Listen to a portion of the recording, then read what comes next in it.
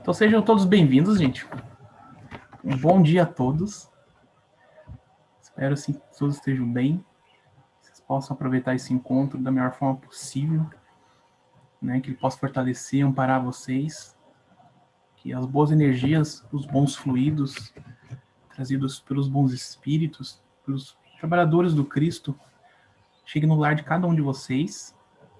E que quem está também lá no canal do YouTube, quem está vendo a gente pelo YouTube também seja fortalecido, amparado e assistido nas necessidades espirituais de cada um. É um convite que a gente faz para esse encontro, para todos participarem, puderem presenciar e se enriquecer com esses momentos que a gente tem domingo. Hoje é família, o tema. Porque viver em família é melhor, né? Melhor viver em família. E junto com isso, a gente vai unir um outro tema, que é a prática do bem, né? Promovendo a paz, praticando o bem. Bom, então, bom dia, pessoal. E antes de tudo, eu queria começar a aula com uma pergunta para vocês, que é se vocês acham que a vida em sociedade, ela faz parte da natureza dos seres humanos. Então, vocês acham que nós, né, seres humanos, naturalmente fomos feitos para viver em sociedade, né? É algo que já é do nosso instinto? O que vocês acham? O Caio respondeu aqui, sim, precisamos disso para evoluir. Exatamente, Cauê. E essa, na verdade, é uma pergunta que está no Livro dos Espíritos, é a pergunta 766. E a resposta que os espíritos nos dão tem muito a ver com o que o Cauê falou, que certamente Deus fez o homem para viver em sociedade. Então, Deus não deu inutilmente a palavra e todas as outras faculdades necessárias à vida de relação. Então, se a gente tem dons para se relacionar, se a gente tem habilidades sociais, é porque a gente tem coisas a aprender com nossos semelhantes, né? Então, instintivamente, a gente tem a vontade de conviver em sociedade, de conhecer o outro, e, como o Cauê falou, isso é algo que vai trazer só benefícios, né, para nossa evolução, vai fazer com que a gente aprenda a conviver com as diferenças, né? E por isso que, sim, é muito importante a vida social, e ela tá na natureza do homem, né? Outra pergunta que eu queria fazer também sobre a vida em sociedade, né, é essa aqui, que também está no Livro dos Espíritos. Se é contrário à lei da natureza o insulamento absoluto?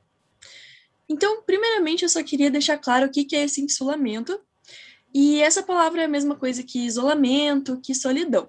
E o insulamento absoluto, né, seria você isolar completamente das outras pessoas, você ficar sozinho, né, não ter relação com os outros.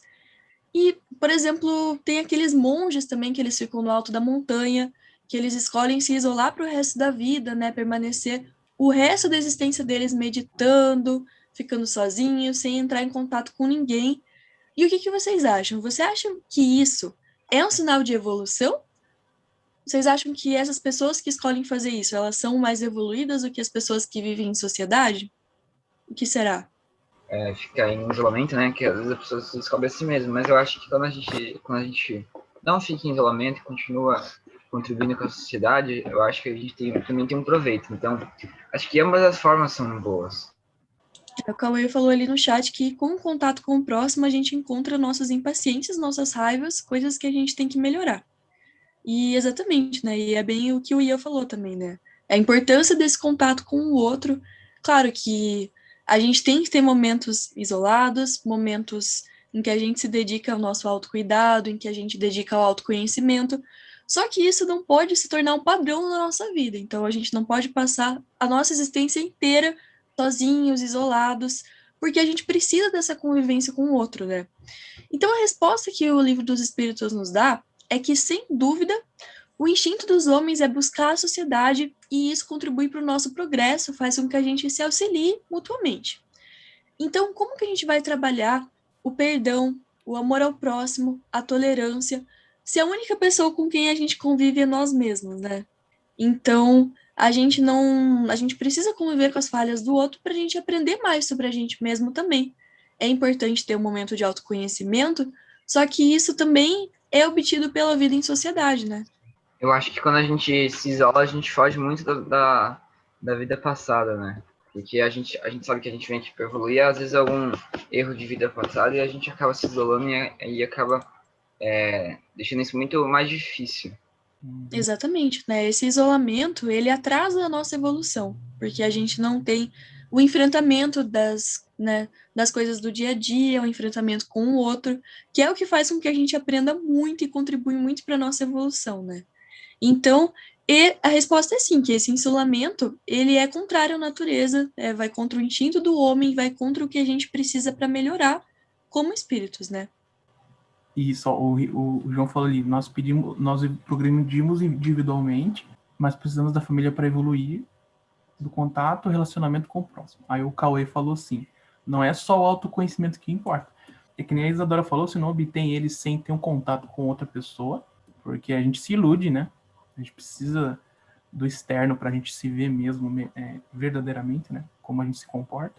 Aí o João, na conversa com o outro, nós trocamos as energias, fluidos, magnetismo, tudo isso alimenta a alma.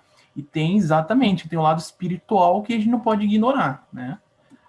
Você tem troca fluídica, você se reabastece, né? Por isso que quando a gente está com pessoas que é uma convivência saudável espiritualmente, tem afinidade com esses espíritos, a gente sai energizado, porque teve troca fluídica ali. Teve troca de fluido vital também, que a gente pode doar para outros que estão faltando, né? Você tem inspiração, além dos bons espíritos que acompanham aquela pessoa, vão estar ali também te ajudando, você também, né? Tem todo mundo espiritual ao nosso redor, bem legal que o João colocou aqui. E essas duas perguntas, gente, tá lá no livro dos Espíritos, que a Isadora tirou, né? 766 e 767. E tem uma coisa que eu queria perguntar para vocês, gente. A Isadora falou do isolamento, ou do insulamento, tá? É a mesma coisa, você se isolar. Aí tem uma questão, se o insulamento ou isolamento absoluto, se viu que ele é absoluto, é você se isolar de tudo, assim, viver a vida toda sozinho, se afastar das pessoas, é contrário à lei de Deus. Que tipo de isolamento a gente tem hoje em dia? Tirando a pandemia, tá? Porque essa daí é muito importante, por enquanto. Na questão do isolamento da pandemia é importante, mas existiam outros tipos de isolamentos antes dela. Durante ela também, né?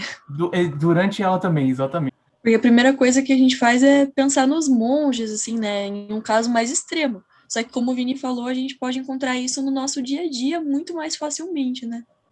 E a gente tem esse isolamento social hoje, né? Por conta do cenário que a gente está vivendo. Só que esse isolamento social também fez com que a gente convivesse muito mais com as nossas famílias, né? Só que isso não acontece em todas as casas, porque existem outras formas de isolamento também, né? Bom, a gente vê crianças hoje em dia que elas pegam o celular e ficam o dia inteiro no celular. E os pais deixam aquilo, não tá me incomodando, eu vou deixar ali, fica o dia inteiro naquilo, jogando videogame, por exemplo. Um exemplo bem. E você não tem uma relação muito boa com o pai e a mamãe, você não consegue construir nada direito. Porque quem está cuidando mais da criança é o celular. Hoje em dia, o celular, o computador. Então, isso não é um tipo de isolamento? Você se trancar no quarto e ficar o dia inteiro lá? Uma coisa interessante, gente, que eu vou complementar aqui, hoje em dia criaram um termo chamado mundo líquido. O que é o mundo líquido? Quando surgiu as redes sociais, a pessoa tem 5 mil amigos no Instagram, no Facebook, mas na verdade ela não tem amigo nenhum. Porque ela amizade não se constrói assim, sem ter algum tipo de relação mais humana, visual, cuidado. Isso tanto dentro quanto fora da família. Então, criaram esse termo atualmente de mundo líquido. Foi um filósofo que criou esse termo. Por que é líquido? Porque ele se esvai muito rápido. Então, amizades estão nessa base. Ela não é uma amizade como antigamente. Vamos tomar um cafezinho em casa aqui, a gente conversa, bate papo. Então, é difícil ter isso hoje em dia. Não tem muito enfrentamento, assim, porque assim, você começa a discutir com alguém e daí, como o Vini falou, é só clicar num botão ali e bloquear a pessoa. Não tem, claro que nas redes sociais também tem interação, né? Até jogando videogame também tem, só que não é a mesma coisa que uma interação real, né? Que você vai conviver com a pessoa, vai ter a troca fluídica, né? Que o João tinha comentado também. E é uma interação, só que não é a interação que vai trazer tantos benefícios pra gente tanto aprendizado quanto as interações reais, né? Então, essas tecnologias deixam a gente na zona de conforto também. Claro que não dá para fingir que elas não existem, né, no mundo que a gente vive, só que também a gente não pode ficar na zona de conforto e achar que aquilo é o mundo real, aquilo são as interações reais, né? Que nem Isadora tocou de novo na toca fluídica ali. É só vocês imaginarem. A gente já conversou, né? O Vinícius está entrando ali. A gente sabe que tem o mundo espiritual, tem os espíritos desencarnados influenciando nós aqui. Eles têm influência sobre nós e vice-versa também. E também, com o nosso exemplo, nossa atitude, também influenciamos quem está do outro lado. Agora imagina um jovem que está o dia inteiro jogando um jogo de terror o dia inteiro. Que tipo de influência está ali com ele? Que tipo de espíritos estão naquele quarto ali também? Ele está cultivando, né? Porque ele está se ligando de certa forma, né? Também com quem ali? Né? Quantos espíritos que gostam daquilo também estão se aproximando dele? E ele não está tendo contato nenhum com nenhum outro familiar da casa. E aí? Então olha que crítico isso, que a gente tem que parar para pensar, para refletir. Aí o Cauê falou assim, por uma tela as pessoas podem esconder só o que querem e mostrar só o que querem, sendo uma coisa verdadeira ou não, verdade. Bom dia a todos novamente. Estava pensando aqui no que você estava falando, e realmente, assim, que um clique, né? E muitas vezes você pega, se isola novamente, você evita aquela pessoa, né? E é uma relação superficial. Ou então é um mundo, muitas vezes, ilusório, né? Porque você vê as pessoas postam aí aquela coisa maravilhosa, fazem aquela maquiagem na foto pelos aplicativos, né? Para poder publicar, tudo é maravilhoso, né? É um mundo que não é real. Quantas vezes a gente vê assim hoje em dia, vocês podem ver como é interessante isso e perigoso. Essa ferramenta da rede social é maravilhosa, mas ela é uma faca de dois gumes, né? É uma faca de duas pontas, porque muitas vezes com uma palavra que se coloca ali, que às vezes você não teve aquela intenção, ou às vezes você teve aquela intenção, a pessoa, né? Então, os milhões que estão lá do outro lado do computador, eles interpretam aquilo de uma forma, né? E às vezes te exaltam, te engrandecem, te elogiam, mas muitas vezes, como nós temos isso por aí, usam aquilo ali para mobbing, para bullying, para um assédio, né? Ou então destruir mesmo a vida de uma pessoa com alguma palavra que colocou ali, uma divulgação caluniosa, né? Então, por isso que a gente tem que dar aquele momento de parada, né? Tipo, opa, eu vou pisar no freio agora, né? No freio de pé, acionar o freio de mão do meu carro e vou parar e vou pensar, né? No que está acontecendo, o que está ao meu redor. Exatamente, né? E como a gente está abordando na aula assim sobre as famílias, isso também é algo que faz com que muitas famílias se afastem e filhos convivam menos com os pais e aprendam menos com os pais também, por permanecerem muito mais tempo nessa vida virtual, assim, né? E agora, para entrar um pouco mais no tema da família, assim, eu queria contar essa história aqui, que é a Escola das Almas, que está no livro Jesus no Lar. E essa história, ela se passa na casa de Simão, e estava Jesus comentando sobre os textos sagrados, né? Várias pessoas reunidas ao redor dele para ouvir o que ele estava falando. E a sogra do Simão perguntou para ele o que era, afinal de contas, essa vida no lar que Jesus tanto falava. Então, o que é a vida no lar? Jesus respondeu que no começo a vida no lar ela é marcada pela paz, pela compreensão, só que não demora muito para surgirem alguns espinhos, algumas desavenças. Enfim, ele caracterizou esse lar, né, como uma escola das almas, onde a sabedoria divina ela começa a preparar a gente para a vida real, né, para o grande entendimento da humanidade. Jesus perguntou à sogra de Pedro se ela, por acaso, quando ela recebia visita na casa dela, né, se ela servia pão cru. E, obviamente, ela respondeu que não. Ela antes, né, assa o pão, coloca ele no forno para assar. Então, Jesus respondeu que o lar, ele é para a gente uma espécie de forno preparador. E as desavenças, os desafios que a gente encontra no lar são recursos espirituais para que a gente evolua. Então, todos esses desafios que a gente encontra dentro da nossa casa, eles são ferramentas também para que a gente aprenda, para que a gente cresça como pessoas e cresça espiritualmente, né? Então, é no lar que a gente aprende a ter paciência, a lidar melhor com os defeitos, com as vontades alheias, e, consequentemente, a gente aprende a encarar melhor e melhorar também, conhecer um pouco melhor os nossos próprios defeitos, né? Então, analisando e convivendo com os outros, com os defeitos dos outros, a gente aprende mais sobre nós mesmos também, e a gente se melhora também, né? Então, como Jesus disse ali, o lar, ele é o forno preparador das almas, né? É um forno bendito, é um forno bendito a família. A gente é aquela massa de pão cru, passa no forno, fica aquela massa, depois de pôr no forno, né, certinho, dosado, porque você não pode deixar também, né, tem um equilíbrio, né, na temperatura, e você daí sai aquela massa de pão bonita, né, saudável, que alimenta. Por que ele usou o pão? Porque o pão, era uma fonte de alimento, né, então você acaba sendo alimento para as outras almas também, por causa do forno familiar, que você aprendeu na família, as virtudes que a Isadora falou ali, né, o aprendizado todo. Olha que legal o exemplo que Jesus usa, né? Um pouco de fermento leveda toda a massa do pão. Exatamente. O lar é o primeiro ambiente que a gente vive, né? As primeiras pessoas com quem a gente convive e, consequentemente, as primeiras coisas que a gente aprende também, né? E é claro que, como nós somos seres humanos perfeitos, o lar também vai ser imperfeito, então é normal que tenha desavenças, que as pessoas dentro do lar discordem, né? Discutam por vezes, né? É normal ter esse enfrentamento, assim como na vida em sociedade a gente tem isso, né? Mas o lar prepara a gente para lidar melhor com as coisas da vida, com a sociedade, né? Vocês imaginem só como que Deus é tão perfeito em tudo, né? Imagine se nós não tivéssemos uma família e nós estivéssemos assim no mundo. Cada dia na casa de uma pessoa, né? Nós não teríamos local fixo para retornarmos, né? Aquele cantinho aquecido que tem o cheiro da gente, que tem aquela comida gostosa, que tem os livros, as coisas que nós gostamos, né? Aquelas pessoas que mal bem, né? Nós gostamos de retornar para conversar, para estarmos juntos, né? Aquele calor espiritual. Olha só que coisa gostosa. Porque tem as dificuldades, como a Isadora está falando, existem as dificuldades.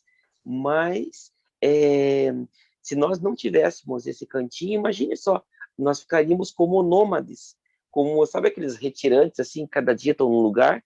Eu cheguei hoje aqui. Ah, você vem hoje? Ah, eu esperava que você fosse aparecer. A estrutura familiar é aquela porta de entrada, é aquele retorno, é aquele ninho, né, como um ninho de passarinho. A gente volta para lá porque a gente sabe que lá a gente vai ter aquele abrigo, vai ter aquelas palhinhas aquecidas, vai ter aquela mãe que dá uma comidinha na boca, né? Ou não, né? Dependendo do estágio que nós estejamos. Ali perto, naquelas redondezas daquele ninho, vai ter o alimento, o líquido para a gente beber, a nossa água. Então, se não tivesse a família, ia ser o caos. Imagine você ficar andando 24 horas, ou cada dia pousando numa casa, ou então cada dia tendo contato com pessoas diferentes, com energias diferentes. É bom? É. Mas nós precisamos o quê? De um tempo para a gente poder processar tudo isso. Senão ficaria assim, tipo aquele acúmulo de energias, de pensamentos, né? Então, vocês imaginem só, um leque grande que é aberto e aquilo cria uma oscilação de energia muito grande, uma euforia. Se não observaram assim, quando a gente está assim, lá no grupo de amigos, ou a criançada se junta, que começam a brincar e pegar fogo, não é? Quando uma turma de crianças começa a brincar, ou de adultos que começam a falar, assim, que estão com os amigos, falando sobre um assunto, ou num lugar que gostam, que vira aquela bagunça, aquela troca, aquele monte de energia oscilando. Imagine aquilo. Ó, nós estamos sentindo, ou então vendo aquilo que os olhos materiais veem, mas imagina espiritualmente o quanto de fluidos, de magnetismo, de energia que nós estamos trocando, né? Naquele local lá a gente não tem um campo de defesa fechado, né? Na família a gente tem. Quantos de espíritos desencarnados que não estão naquele local lá? Por exemplo, vou dar um exemplo para vocês. Se é uma coisa boa, bons espíritos irão irão ir até aquele local. Agora, se não é uma coisa boa, por exemplo, num bar, lá numa roda de uma cervejada, numa roda de de folia lá, de algazarra. O que tem lá? O que o livro dos espíritos, o livro dos médiuns falam. Aqueles espíritos galhofeiros, levianos, zombeteiros, malignos, né? A gente vai encontrar esse tipo de companhias espirituais nesses lugares. Estavam descobrindo o seguinte, que a geração mais nova, atualmente, essa geração, a geração Z, os filhos estão vindo com o QI mais baixo que os pais. Então, essa é a primeira vez que está acontecendo na história da humanidade. E por quê? O QI. Não que as crianças, né, ficando mais burras, não é isso. O que eles perceberam? Eles viram que o que está faltando para os lares? Está faltando interação dos pais com os filhos. Eu vou dar o celular pro meu filho e fica jogando o dia inteiro no videogame. Ele não faz outras atividades mais saudáveis. Numa reportagem do BBC, ele vai falar assim que ele não se envolve com música, com esporte. Daí ele não estuda, ele não tem aquela dedicação de estudo na escola. E assim ele não vai adquirindo conhecimento e não vai desenvolvendo as capacidades do cérebro dele. Porque ele é uma criança. A criança tem que... Vocês que são mais novos, vocês estão em fase de crescimento, tem que trabalhar, tem que estudar. Que nem o João falou ali também, tentar ter uma interação mais saudável com outras pessoas, né? E aí a gente vai entrar na interação saudável, a gente vai entrar agora aqui com a Isadora. Exatamente. Nesse sentido que o Vini falou, né? Nesse fenômeno que está acontecendo, qual que vocês acham que é a importância da evangelização e do evangelho no lar também, nessa convivência com o outro, né? Porque, como o Vini falou, muitas crianças estão deixando de desenvolver habilidades sociais, inteligência emocional também. Não é nem tanto intelectual, mas é uma inteligência emocional, né? Elas não aprendem tanto a conviver com o outro, a saber lidar com as diferenças, porque elas ficam sempre na mesma coisa, sempre na zona de conforto, né? Mexendo no celular, videogame.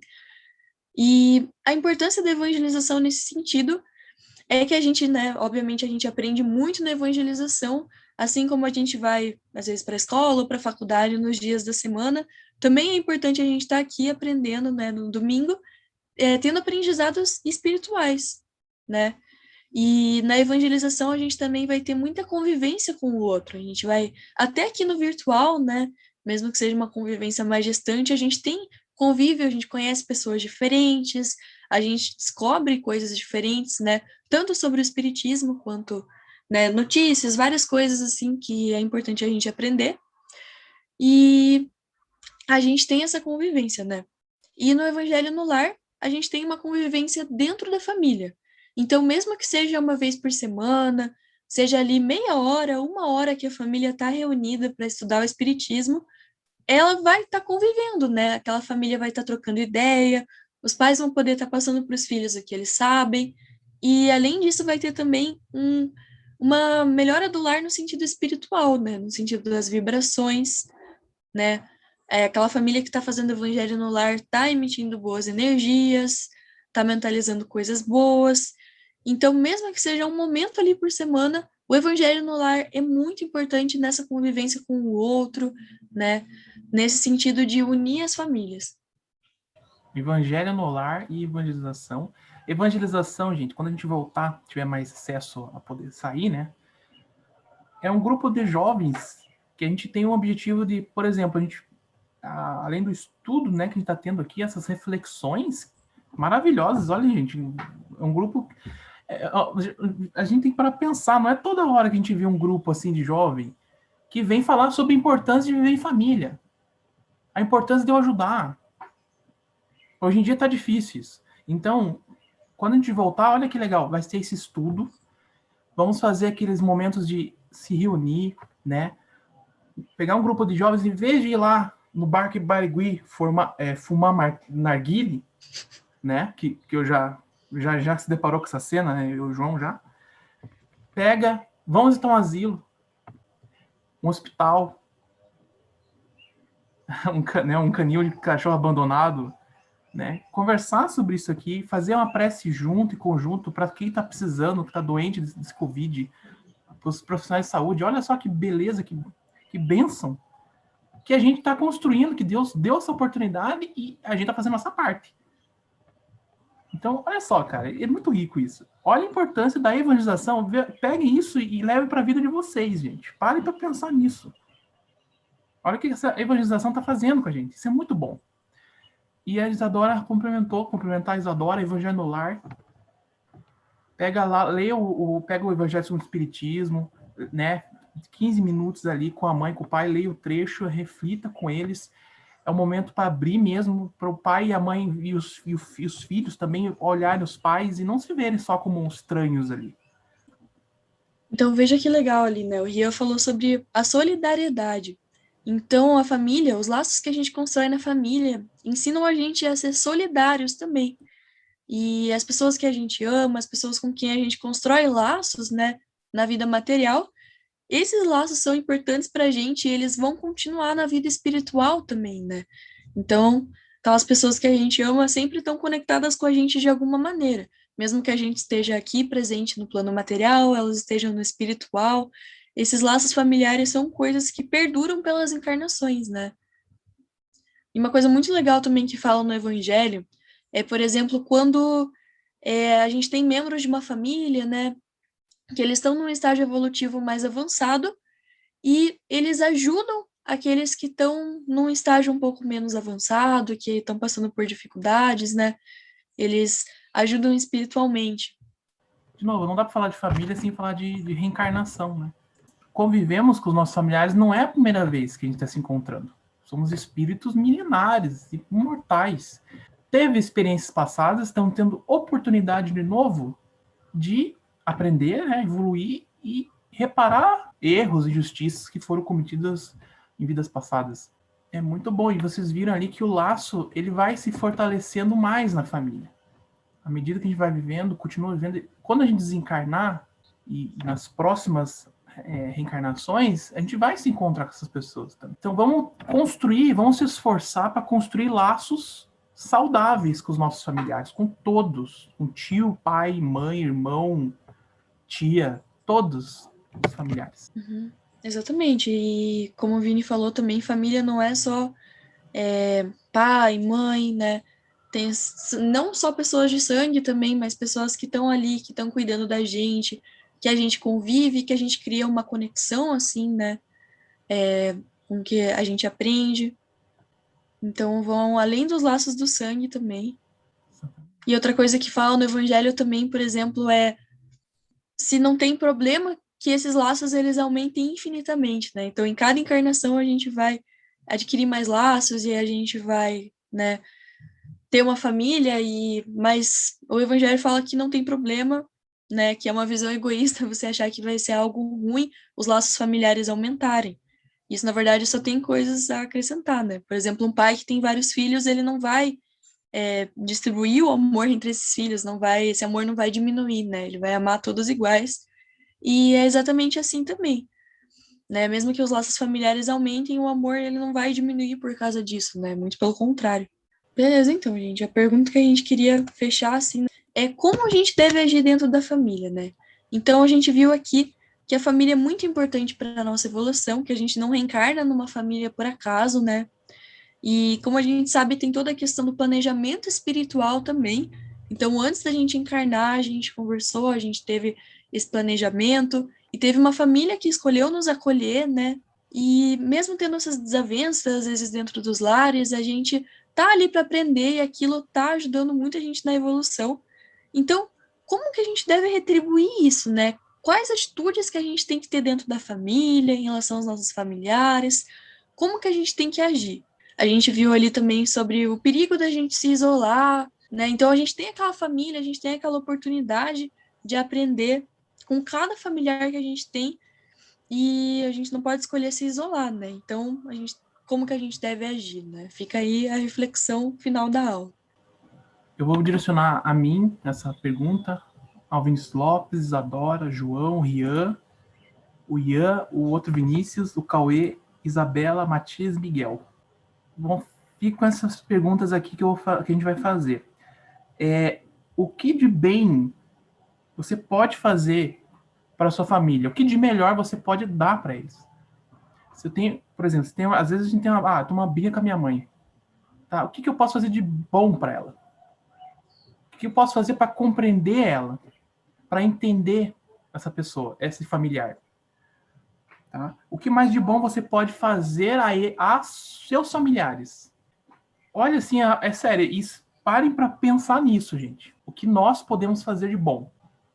E até aproveitando, Vinícius, que a gente tem uns minutinhos ainda, não só aqui nós estamos conversando com a mocidade, né? Eu aqui como moderador, assim, tenho um pouco mais de idade, o Vinícius, e vocês que estão aí tocando a aula, né? Esse estudo, esse encontro, né? Nosso de domingos, de todos os domingos de manhã. Então, muito bonito isso. E eu estava pensando aqui, em cima do que vocês falaram aí, que nós estamos, assim, não só como falando da mocidade, os adultos também passam por isso, né? Que nós temos que estar vigiando e orando. Por quê? Porque além da gente se encontrar com aqueles seres que são queridos, que são espíritos afins, que são almas afins nossas, que vieram com uma missão conosco, né? E vieram aqueles também que são os nossos desafetos, aqueles que são inimigos do passado. Quando os desentendimentos são grandes, são aqueles adversários do passado. Depende da extensão da coisa, né? Do agravamento do que aconteceu lá. E Deus coloca assim, os espíritos falam que a lei do amor une a gente, mas o ódio também une, né?